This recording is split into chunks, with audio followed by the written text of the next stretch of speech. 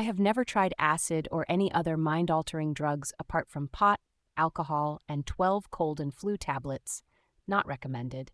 So this phenomenal experience was definitely not a flashback of an acid trip.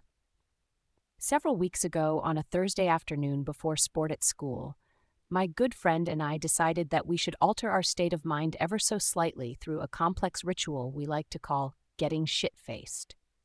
I was not particularly in the mood to get stoned, as I tend to become very uneasy when I am the only one stoned in a large group, and my friend and I both do different sports, so I decided to only have one lungful of mildly potent grass, spun with some crushed rose petals. They do nothing to change the experience in any way. My friend is just a bit strange. We then proceeded to the yard, where everyone was already lined up to go to sport. By this time, the effects were minimal, only a slight lightheaded feeling, and that's all that I was expecting. Not in the slightest way able to foresee the incomprehensible psychological events which were about to take place. Waiting outside the bus, I was completely capable of participating in a normal conversation with a friend who was not on any drugs. I didn't even have any fragmented thoughts. Apart from the occasional illogical thought, I was totally straight. I was later told that if I had not told them that I just smoked some pot, they would not have known. Now this is the good bit. I suddenly felt the urge to kneel down. It wasn't an overpowering compulsion to get closer to the ground, rather a feeling of, I'll be a bit more comfortable if I kneel, so I did.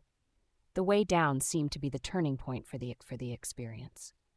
The time dilation I experienced was incredible. What seemed to me an hour was only the time it took to get from a standing position to a kneel.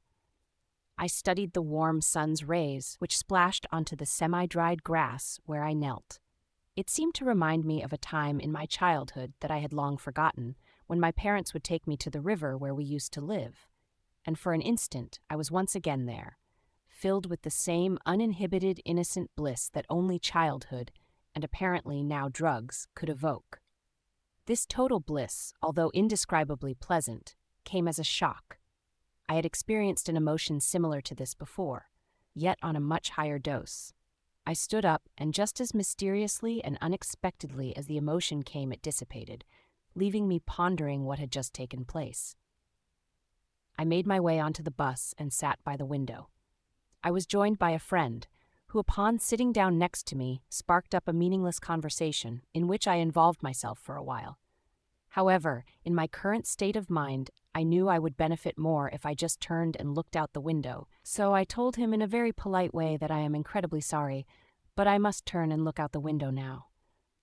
He thought I was joking, but after seeing that I did not turn back to him, he found another victim to bore with pointless chatter. As I was trying to figure out what had caused my bliss just a few minutes ago, I started to take greater notice of the lush green trees outside. Then, just as suddenly, a wondrous feeling came over me. This was many times more profound than before, and it lasted for most of the 15-minute bus ride. During this time, I lost my entire internal monologue, apart from the occasional wow and what's going on. My mind was empty of verbal thought, instead filled with raw emotion, a type of bliss or Nirvana, if you will, so profusely mind-blowing that it brought tears to my eyes.